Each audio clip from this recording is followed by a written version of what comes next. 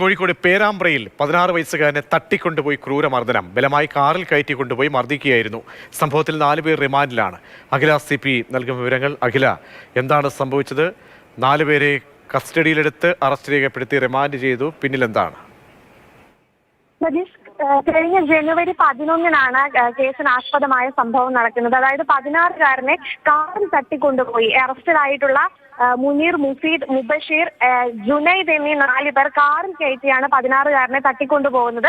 കാറിൽ കയറ്റി ഉടൻ തന്നെ 16-കാരന് ക്രൂരമർദ്ദനം ഏൽക്കുന്നുണ്ട്. കാറിൽ നിന്ന് ഇറക്കി, അതായത് അല്പദൂരം സഞ്ചരിച്ച കാറിൽ നിന്ന് ഇറക്കി ഒഴിഞ്ഞ വീട്ടിലെത്തിയും ഈ 16-കാരനെ മർദ്ദിക്കുന്നുണ്ട്. അടിവയറ്റിൽ ഉൾപ്പെടെ ഈ കുട്ടിക്ക് ഗുരുതരമായ പരിക്കേറ്റിട്ടുണ്ട്.